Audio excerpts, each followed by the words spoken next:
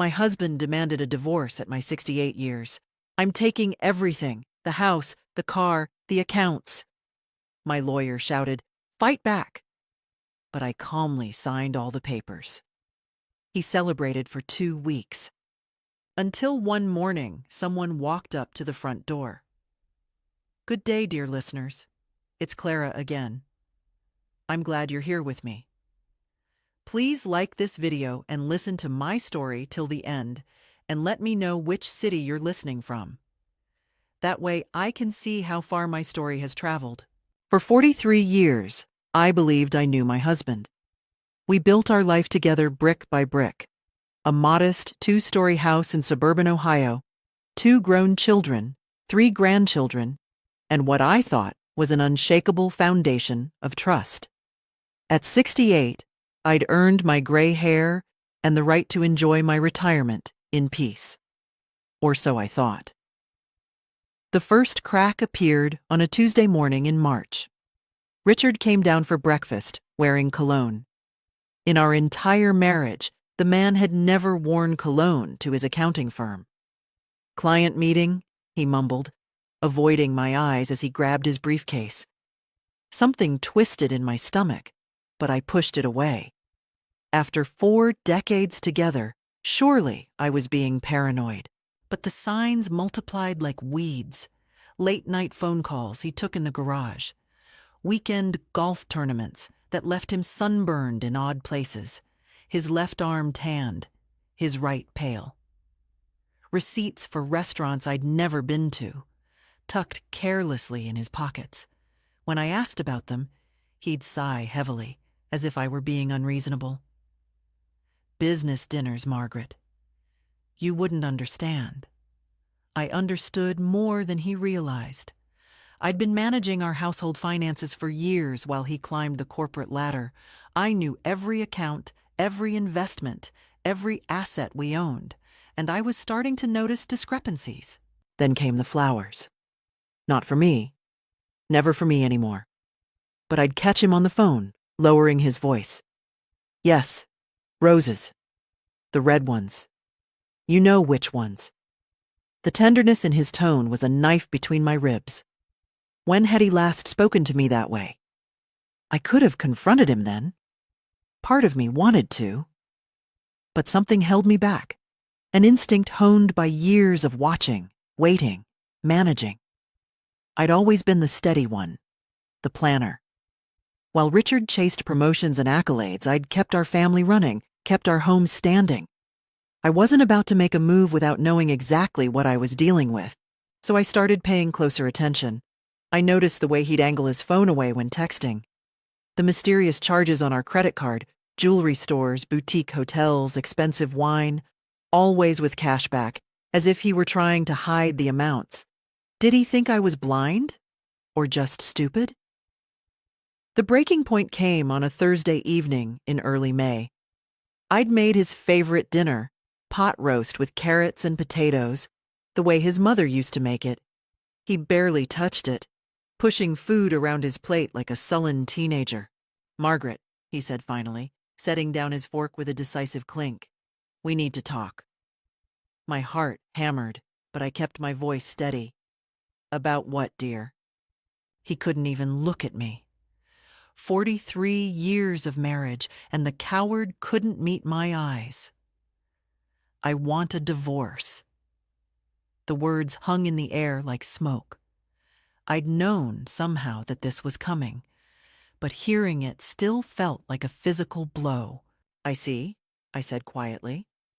"And may I ask why?" "We've grown apart." His prepared speech, no doubt. Rehearsed in front of his bathroom mirror, or perhaps whispered into some other woman's ear. "We want different things now. I need space to find myself." Find himself. At 71 years old, Richard was going to find himself. "I want to make this easy," he continued, his voice taking on that patronizing tone I'd learned to hate. "I've already consulted with a lawyer. I'm willing to be generous." Generous. The word made me want to laugh or scream. I did neither. I'll take the house, he said, ticking items off on his fingers as if reading a grocery list. The car, the Lexus, obviously. The savings accounts, the investment portfolio. You can keep your jewelry and personal items, of course. Of course. How magnanimous. And the lake house? I asked, my voice barely above a whisper. That too. It's in my name, after all. Everything was in his name. I'd never questioned it before. Why would I? We were partners. We were supposed to be a team. I've already had the papers drawn up, Richard said, sliding a manila folder across the table. My lawyer says this is fair. More than fair, actually. You should probably get your own attorney to look them over. But Margaret... He finally met my eyes, and what I saw there chilled me to the bone. Nothing. No love, no regret, no acknowledgement of the life we'd shared. Don't fight me on this. It'll only make things uglier. Was that a threat? From the man who'd promised to love me in sickness and in health, till death do us part? I looked down at the folder, my hands trembling slightly.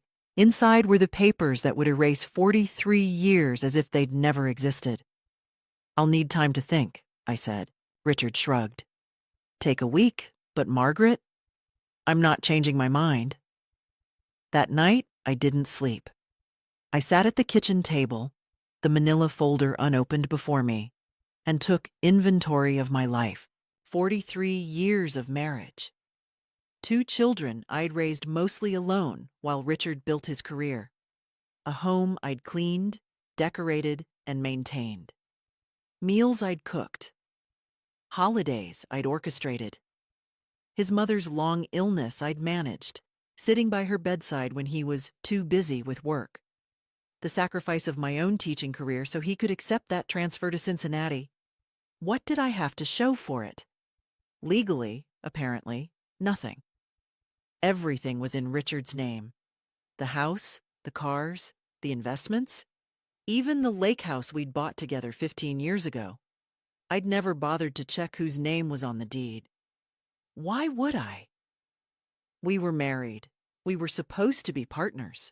I'd been such a fool. The fear came in waves. At 68, what was I supposed to do? Start over? Find an apartment? Live on whatever scraps Richard decided to throw me? Social Security would barely cover rent, let alone everything else. I had no career to return to, no independent income. I'd made myself completely dependent on a man who was now discarding me like yesterday's newspaper. My hands shook as I finally opened the folder. The legal language was dense, deliberately confusing, but the bottom line was clear. Richard got everything. I'd receive a small monthly stipend, barely enough to survive on. And that was it. 43 years reduced to a pittance. I should call a lawyer, I thought. Fight this. But even that thought exhausted me. Legal battles cost money I didn't have. And Richard's attorney would be top tier, expensive. He'd bury me in paperwork and fees until I had no choice but to accept whatever crumbs he offered. Unless... I sat up straighter, an idea beginning to form. Richard thought I was helpless.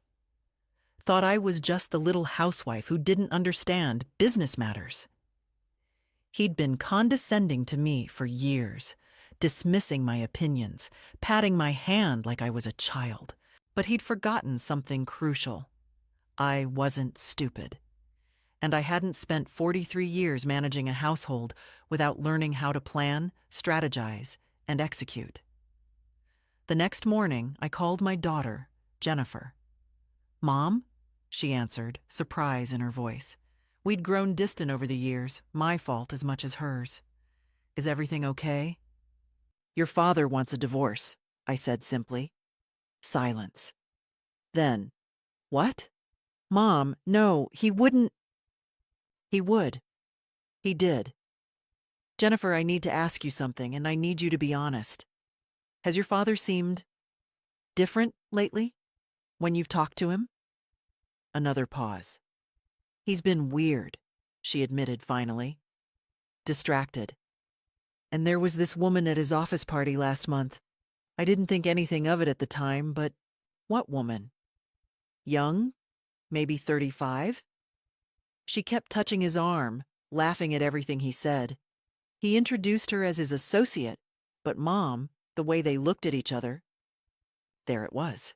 Confirmation of what I'd already known. Some part of me had hoped I was wrong. That maybe this really was just about Richard finding himself or whatever midlife crisis garbage he'd fed me. But no, there was another woman. Of course there was. Mom? Jennifer's voice cracked. What are you going to do? Good question. What was I going to do? I'm going to be smart about this, I said, surprised by the steel in my own voice. Jennifer, I need you to do something for me. Don't tell your father we've talked. Don't tell him anything. Can you do that? Of course, but... And I need the name of a good lawyer, not a divorce attorney, not yet. Someone who specializes in financial investigations. Can you find that for me? Financial investigations? Mom, what are you planning? I looked at the divorce papers spread across my kitchen table, at the house I'd made into a home, at the life I'd built only to have it stolen from under me. I'm planning, I said slowly, to find out exactly what your father has been hiding. Because, Jennifer, in 43 years of marriage, I've learned one thing. When a man suddenly wants to leave with everything, it's because he's afraid of something, and I'm going to find out what. After we hung up, I sat in the quiet kitchen and let myself feel it. The fear, the anger, the grief. I gave myself exactly 10 minutes to cry. Then I dried my eyes, made a pot of strong coffee, and got to work. Jennifer called back within 2 hours with a name. David Chen, a forensic accountant who'd helped her friend during a messy business partnership dissolution. He's expensive, Mom, she warned, but he's good. I used money from my personal account, the one Richard had let me keep for household expenses, to pay for the consultation. Mr. Chen's office was in downtown Cincinnati, a sleek high-rise that made me feel small and old. But when he shook my hand, his eyes were kind. Mrs. Patterson, he said, gesturing to a chair, tell me everything. I did. The sudden divorce demand, the papers giving Richard everything, my suspicions about another woman. When I mentioned the financial discrepancies I'd noticed, he leaned forward, interested. Do you have access to bank statements? Credit card records? I manage our household account, I said. But Richard has several accounts I don't have direct access to. I just see the transfers when he moves money around. That's enough to start. Mr. Chen's smile was sharp. Mrs. Patterson, before we go any further, I need to be honest with you. If your husband is hiding assets or engaging in financial misconduct, finding proof will take time, and it may get uncomfortable. He'll notice you're looking. Are you prepared for that? Was I? I thought about Richard's cold eyes across the dinner table, his dismissive tone, the way he'd already written me out of his life. Yes, I said. I'm prepared. Over the next week, I became a spy in my own home. I photographed every document I could find in Richard's study, bank statements, investment records, receipts. I created a new email account Richard didn't know about and forwarded everything to Mr. Chen. I felt like a criminal sneaking around my own house, but the alternative was accepting defeat, and I wasn't ready to do that. Richard noticed the change. How could he not? I'd stopped asking about his day, stopped trying to make conversation. I was polite but distant, playing the role of the defeated wife. Have you thought about the papers? He asked one evening, his tone carefully casual. I'm still considering my options, I replied. His jaw tightened. Margaret, dragging this out won't change anything. I've been very generous. Have you? The words slipped out before I could stop them. Richard's eyes narrowed. What's that supposed to mean? Nothing, I said quickly. I just want to make sure I understand everything before I sign. There's nothing to understand. It's straightforward. But there was something new in his voice now. Wariness. He was wondering what I was up to. Good. Let him wonder. 2 days later, Mr. Chen called. "Mrs. Patterson, I need you to come to my office. We need to talk." The drive downtown felt endless. When I arrived, Mr. Chen's expression was grave. "I found something," he said, spreading documents across his desk. "Several somethings, actually. Mrs. Patterson, has your husband ever mentioned a company called Meridian Consulting?" I frowned. "No. Why?" "Because he owns it. Registered it 3 years ago. According to these records, Meridian Consulting has been receiving payments from your husband's firm, payments that look suspiciously like kickbacks for steering clients to preferred vendors." My stomach dropped. "That's illegal." "Very. And there's more. Your husband has been systematically moving money out of your joint assets into accounts under Meridian's name. Over the past year alone, he's transferred nearly $200,000. $200,000. I felt dizzy. "He's been planning this divorce for a while," Mr. Chen continued, "hiding marital assets, creating a paper trail that makes it look like he has far less than he actually does. When you sign those divorce papers, you'll be signing away your right to money that's legally half yours." "Can we prove this?" My voice sounded strange, distant. "We can. But Mrs. Patterson, if we expose this, we're not just talking about divorce court. This is fraud. Potentially criminal fraud. Your husband could face serious consequences. Are you prepared for that?" I thought about the woman at Richard's office party, touching his arm. The cologne. The late nights. 43 years of my life he was trying to erase. "Yes," I said. "I'm prepared." That night, Richard came home late, smelling of perfume that wasn't mine. He found me in the living room, the divorce papers on the coffee table. "Finally ready to sign?" he asked, actually smiling. I looked up at him, this stranger wearing my husband's face, and smiled back. "Actually," I said sweetly, "I have a few questions first, about Meridian Consulting." The color drained from his face. "How do you—" He stopped, regrouped. "That's just a small business venture. Nothing to do with the divorce." "Isn't it?" I kept my voice light, innocent. "Because it seems like quite a lot of our money has been going there lately." Richard's mask slipped. For just a moment, I saw fear flash across his face. Then anger replaced it. "You've been snooping." His voice was hard now, threatening. "Going through my private papers." "Our papers," I corrected gently. "We're still married, Richard. Community property state, remember." He took a step toward me, and I forced myself not to flinch. "Margaret," he said, "you're making a mistake, a big one. Sign the papers. Take the deal I'm offering. Don't make this ugly." "Or what?" I asked. He didn't answer, but the look in his eyes told me everything I needed to know. The war had begun. The next morning, I filed for divorce myself. Not with Richard's terms, but with my own attorney, a sharp woman named Patricia Holloway, who specialized in high-asset divorces. When the papers were served to Richard at his office, I was at Mr. Chen's office, signing documents that would freeze all joint accounts and file formal complaints about the Meridian Consulting irregularities. Richard came home that evening like a thunderstorm. He didn't knock, didn't call out, just slammed the door so hard the windows rattled. "What the hell do you think you're doing?" he shouted, storming into the kitchen, where I was calmly preparing dinner. "Making myself a salad," I said. "Would you like one?" "Don't play games with me, Margaret." His face was red, a vein pulsing in his forehead. "You froze the accounts. You filed complaints with my firm. Do you have any idea what you've done?" "I have every idea." I set down my knife and turned to face him.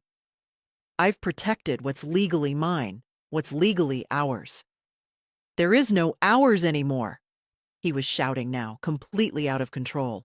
I'm divorcing you. Those accounts, that money, it's mine. I earned it. We'll let the court decide that. For a moment, I thought he might actually hit me. His fist clenched, his whole body trembling with rage. But he caught himself, took a step back. You're going to regret this, he said, his voice dropping to something quieter and far more dangerous. I have lawyers, Margaret. Good ones. They'll tie you up in court for years. You'll spend every penny you have fighting me, and you'll still lose. Maybe, I said. Or maybe the court will be very interested in where $200,000 of marital assets disappeared to. His eyes widened. You can't prove anything. Can't I? I smiled. Richard, I've been managing household finances for 43 years. Did you really think I wouldn't notice the patterns? The transfers? The fake consulting company? Before he could respond, the doorbell rang. Richard's head snapped toward the sound. Expecting someone? I asked innocently. I already knew who it was. I'd seen her car pull up, a red BMW, flashy and new. When Richard didn't move, I walked to the door and opened it myself. She was younger than I'd expected. Not 35 like Jennifer had guessed, but maybe 40. Blonde, carefully made up, wearing a dress that cost more than my monthly grocery budget. She looked at me with something between pity and contempt. You must be Margaret, she said. I'm Vanessa Caldwell, Richard's friend. Friend, I repeated. How nice. Please come in. I was just making dinner. There's plenty. Vanessa looked past me to Richard, confusion crossing her face. This wasn't how this was supposed to go, clearly. The wronged wife was supposed to cry, to scream, to fall apart. Margaret! Richard started, but I cut him off. No, let her in. I think it's time we all had a talk, don't you? Vanessa stepped inside, her heels clicking on the hardwood I'd polished just yesterday. She moved to Richard's side, territorial, marking her claim. Richard told me you were being difficult about the divorce, she said, her voice dripping with false sympathy. I wanted to come here, woman to woman, and help you understand. This is for the best. You and Richard have grown apart. Surely you can see that. What I can see, I said calmly, is that my husband has been embezzling money from his firm and hiding marital assets to fund his midlife crisis. What I can see is that you're complicit in fraud. The question is, did you know about the financial crimes, or were you just enjoying the expensive dinners and jewelry? Vanessa's face went white. What? I don't... The necklace you're wearing? I continued. Cartier, if I'm not mistaken. Purchased 4 months ago with money from Meridian Consulting, which is funded with money Richard stole from our marriage and possibly from his employer. That makes you, technically, in possession of stolen property.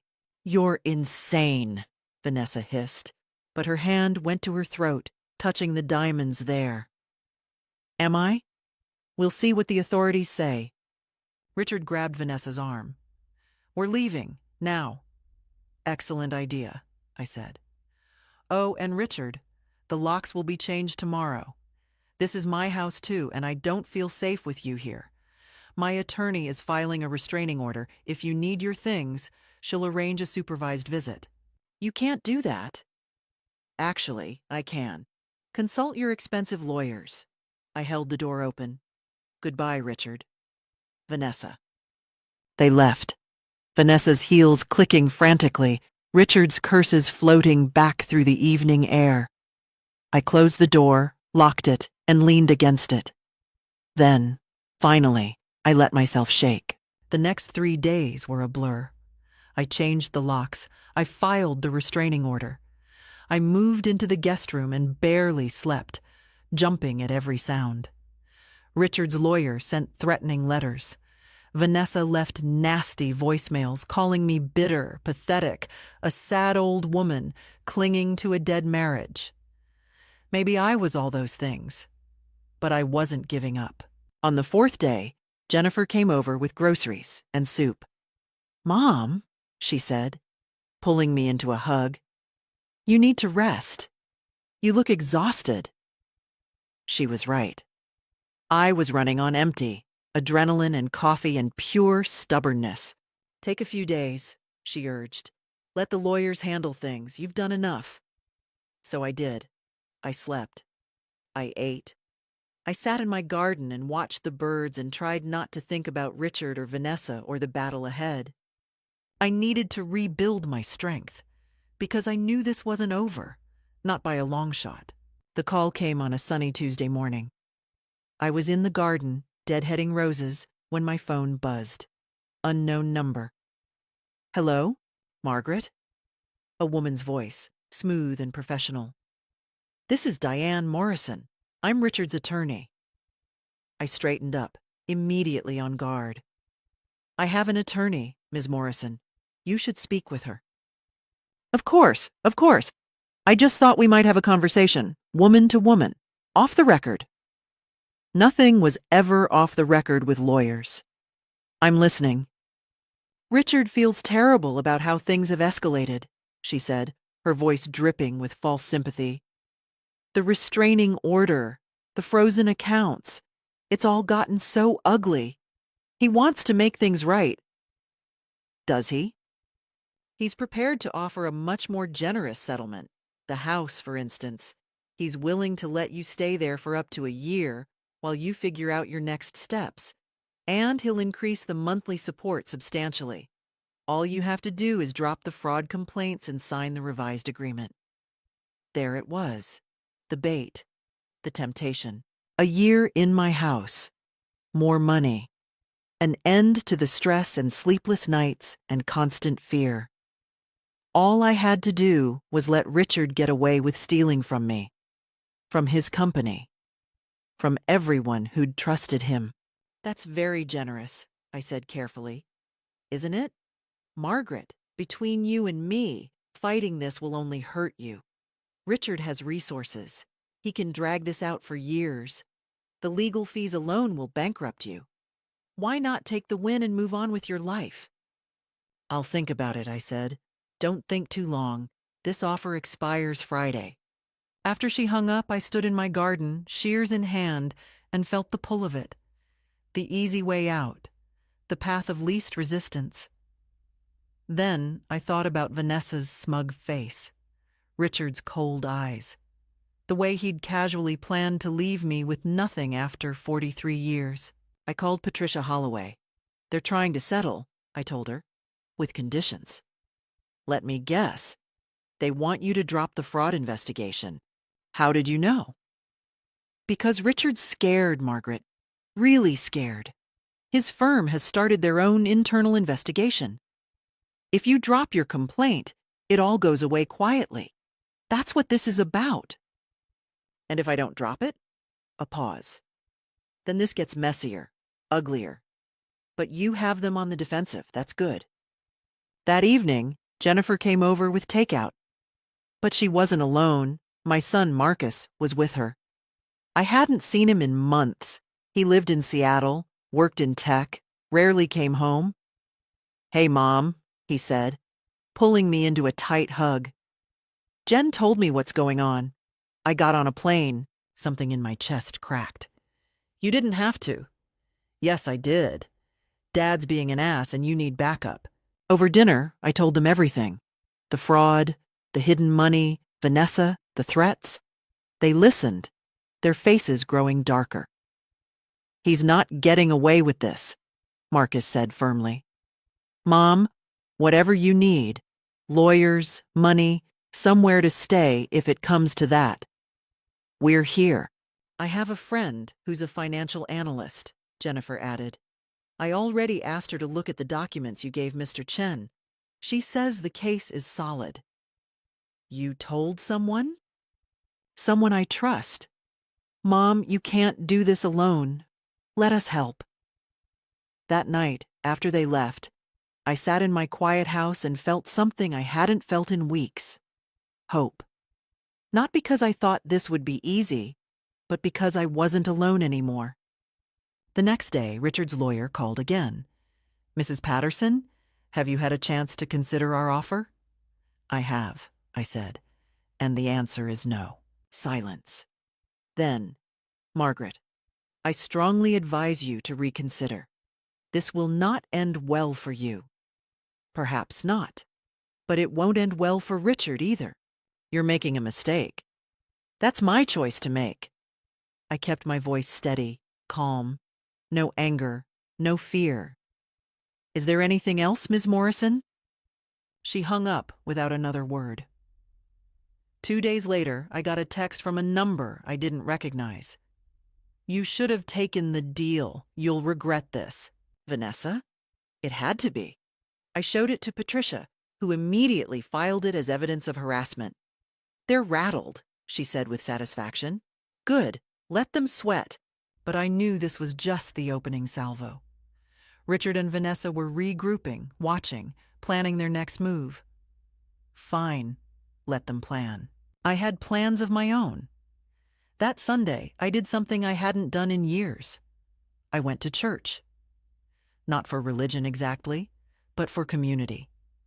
I sat in the back pew and listened to the sermon about resilience and faith, and afterward, 3 different women came up to ask how I was doing.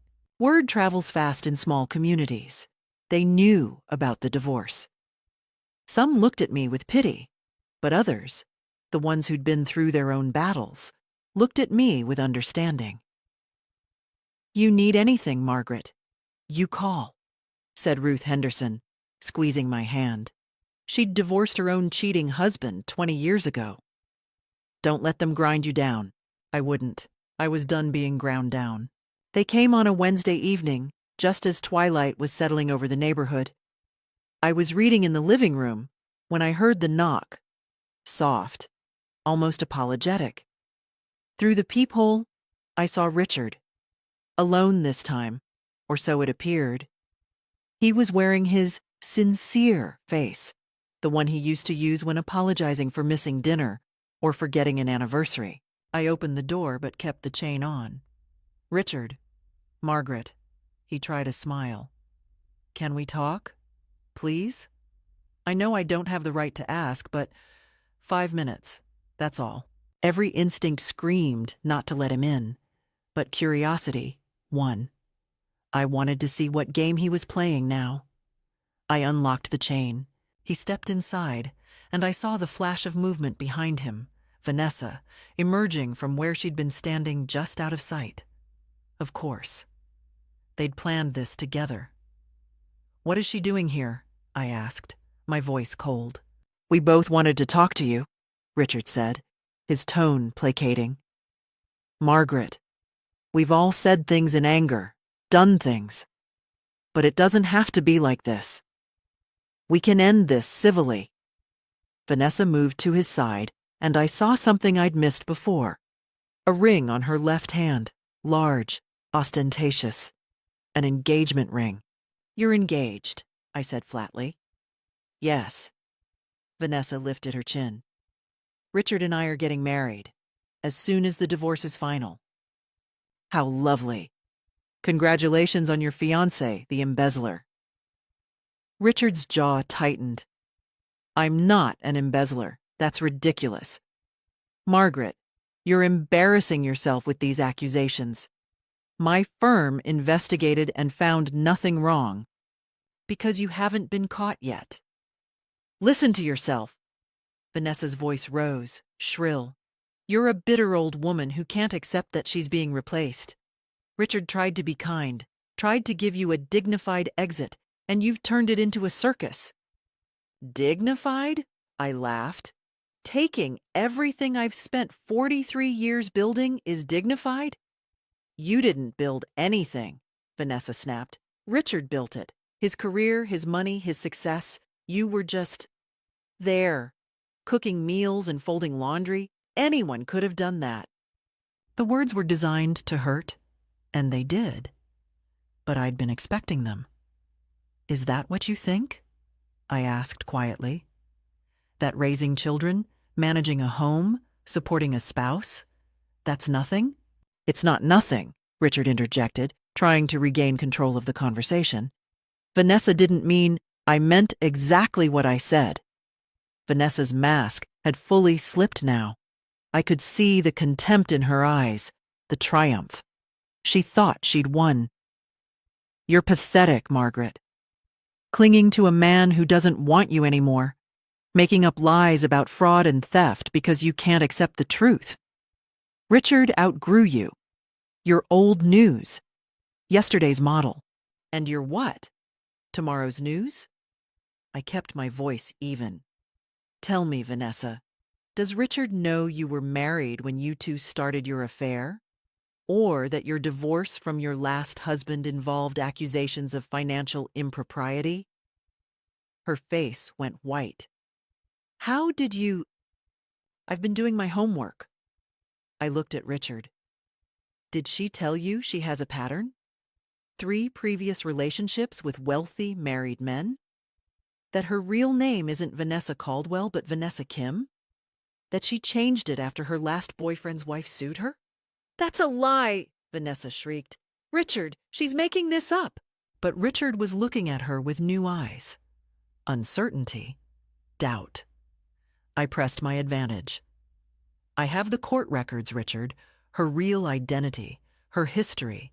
She's a con artist, and you're her mark. You bitch! Vanessa hissed, lunging toward me. Richard caught her arm. Vanessa, stop! She's lying.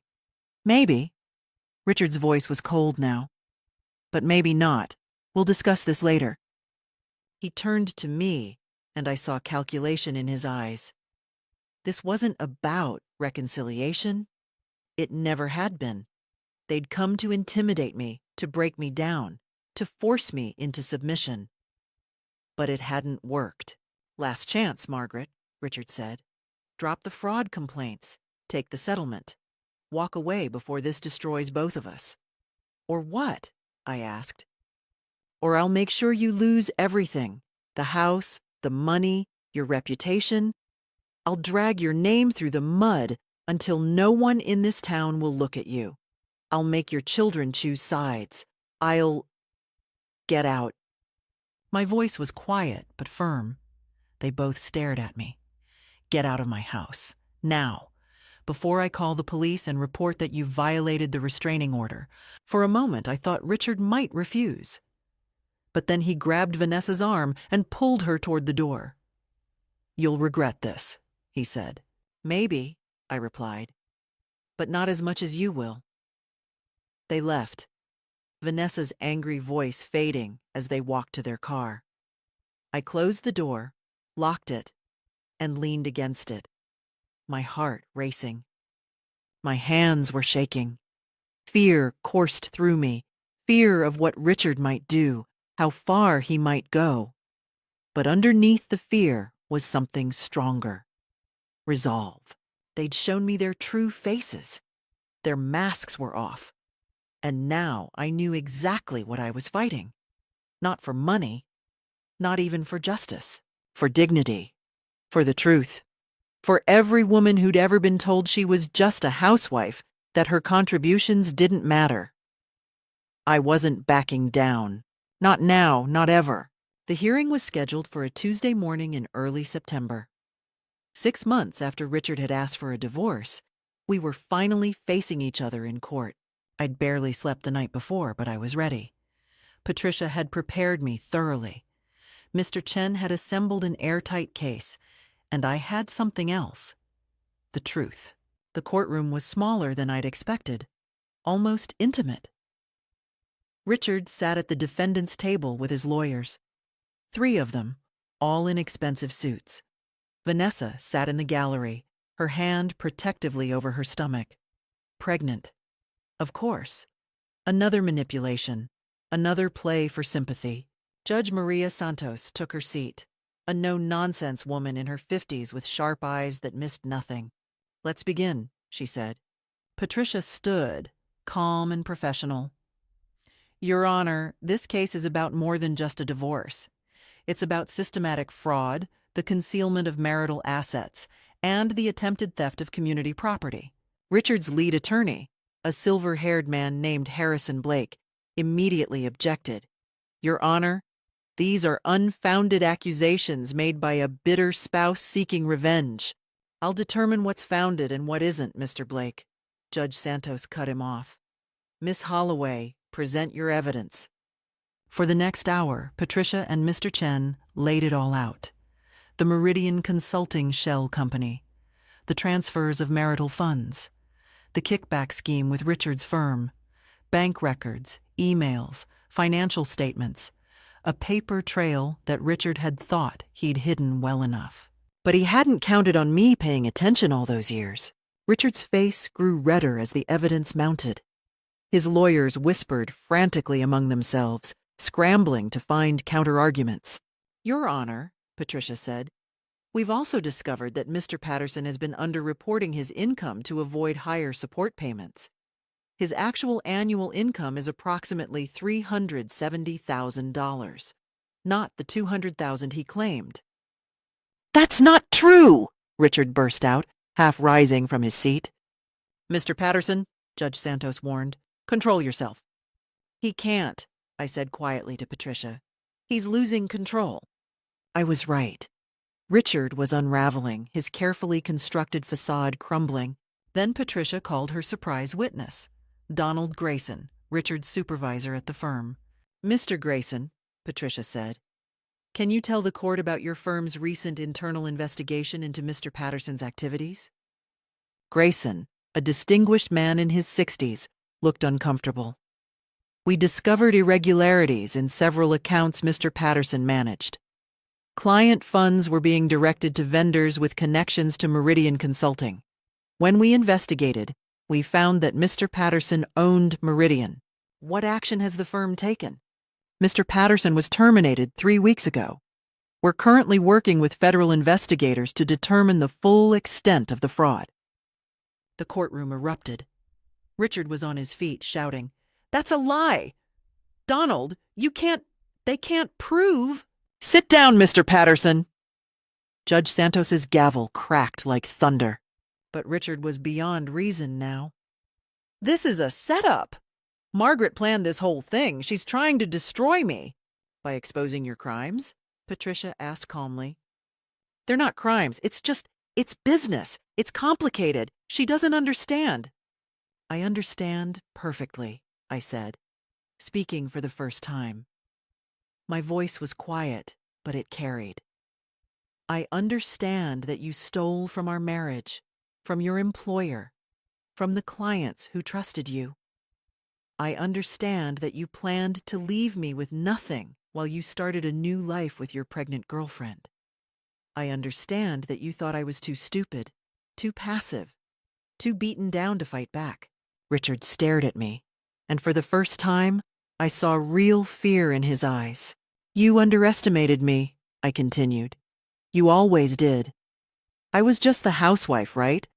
Just the woman who cooked your meals and raised your children and kept your life running smoothly so you could focus on your career. You thought I didn't pay attention. You thought I didn't matter. Margaret. But I was paying attention, Richard, every single day. And I matter. My contributions matter. The life I built matters. And I'm not letting you steal it. Vanessa stood up in the gallery, her voice shrill. You're just jealous. You're a dried-up old woman who can't stand that Richard found someone better. Ms. Caldwell, Judge Santos said icily, one more outburst and you'll be held in contempt. In fact, she looked at Patricia. Ms. Holloway, did you say Ms. Caldwell is pregnant? Yes, Your Honor, 5 months. Which means, Judge Santos's tone was sharp, conception occurred while Mr. Patterson was still married. Mr. Blake, I assume you're aware that adultery is still relevant in asset division in this state? Blake's face was ashen. Your Honor. And Mr. Grayson, these federal investigators, have they filed charges yet? They're preparing to, Your Honor. We expect indictments within the month. Judge Santos sat back, surveying the chaos before her. Richard slumped in his chair, his lawyers in frantic consultation. Vanessa had gone pale, her hand still on her stomach. "I've heard enough," Judge Santos said. "Here's my preliminary ruling, subject to final documentation.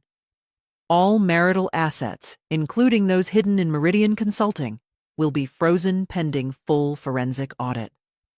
Mrs. Patterson will retain sole possession of the marital home. Mr. Patterson will pay temporary support of $5,000 monthly." "I don't have $5,000, Richard shouted. "Then get a job, Mr. Patterson. One that doesn't involve defrauding your clients." Judge Santos's eyes were steel. "We'll reconvene in 30 days for final asset division. But I'll tell you right now, Mr. Patterson, you're fortunate this is a civil court.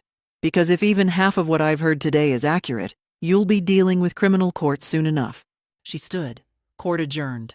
The final hearing came 30 days later. In that time, Richard's world had collapsed completely. The federal indictment came first.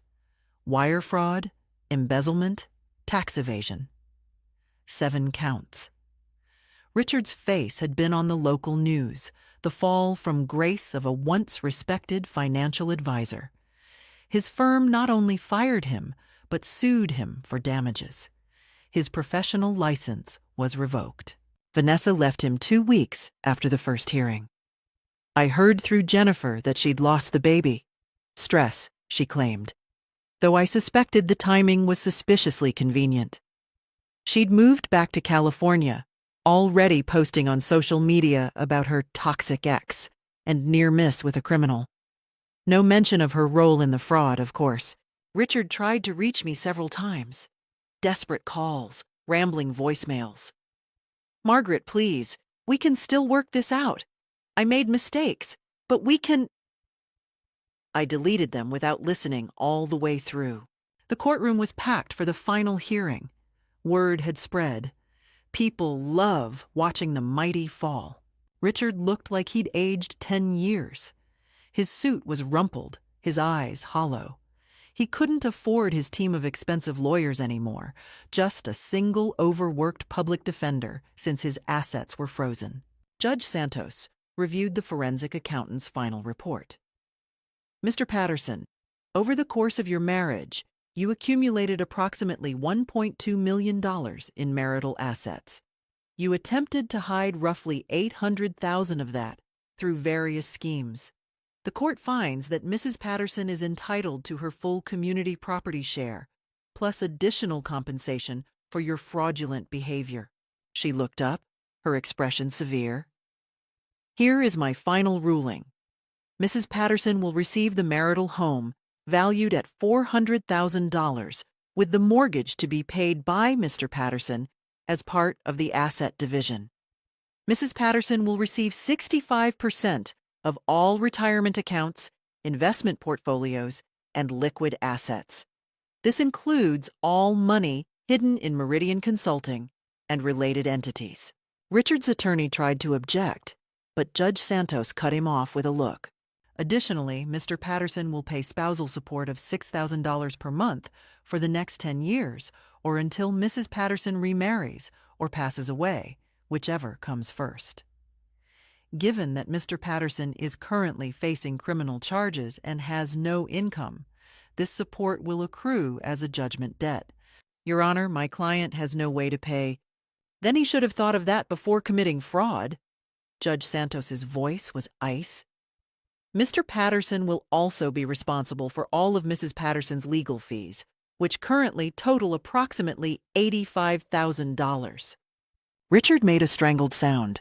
"Furthermore," Judge Santos continued, "given Mr. Patterson's demonstrated dishonesty and the severity of his fraudulent behavior, I'm ordering that he be permanently barred from accessing, controlling, or attempting to claim any portion of Mrs. Patterson's awarded assets. Any attempt to do so will result in contempt charges." She looked directly at Richard.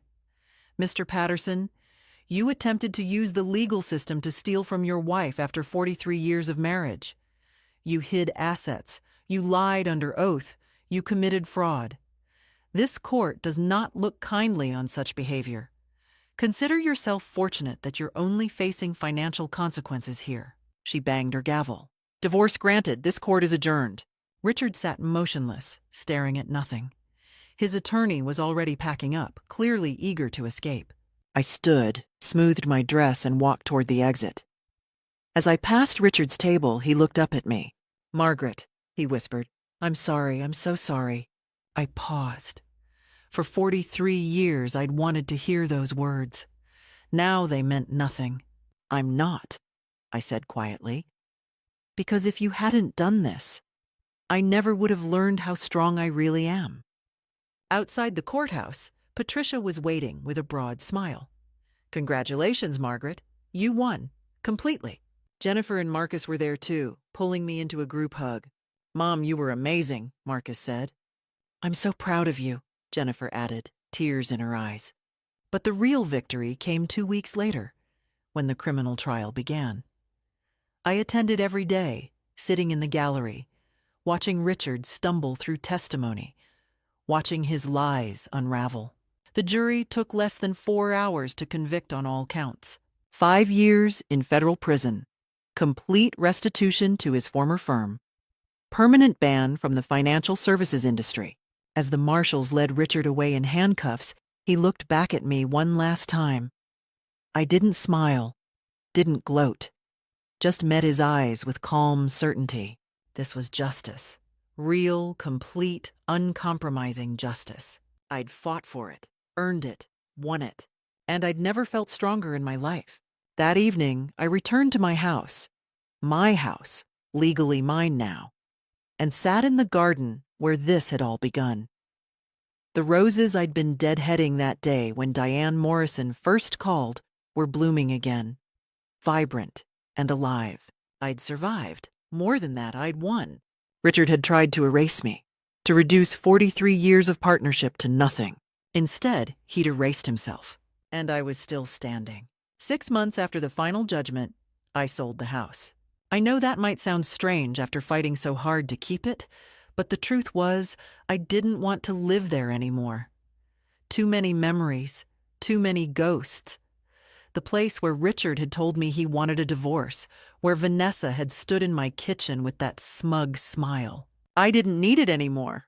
I bought a smaller place instead. A charming cottage near the lake, with a garden twice the size of my old one, and a view of the water from my bedroom window. It was mine, truly mine, bought with my money from the settlement. No one could take it from me. Jennifer helped me move, and we painted the walls together, soft blues and greens, colors that made me happy. Marcus installed new bookshelves and a window seat where I could read in the afternoon sun. "This is perfect, Mom," Jennifer said, standing back to admire our work. "It feels like you." She was right. The old house had been ours, then Richard's. This cottage was mine alone. I started taking classes at the community college, art history, creative writing, things I'd always wanted to study but never had time for. I joined a book club, made new friends who knew nothing about my past except what I chose to share. I traveled. First, a cruise to Alaska with a group from church, then a trip to Italy with Marcus, where we ate pasta and drank wine and explored ancient ruins. I'd spent 43 years putting everyone else first. Now, finally, I was putting myself first. Money wasn't a concern anymore. The settlement had been substantial, and I'd invested wisely, ironically, using everything I'd learned watching Richard over the years. The monthly support payments came like clockwork, garnished directly from whatever work Richard managed to find. I even started dating. Nothing serious, just coffee here and there with a retired teacher named George, who made me laugh and never once made me feel like I was too old for anything. Life was good, better than good. Meanwhile, Richard's life had become a cautionary tale. He served 3 years of his 5-year sentence, released early for good behavior.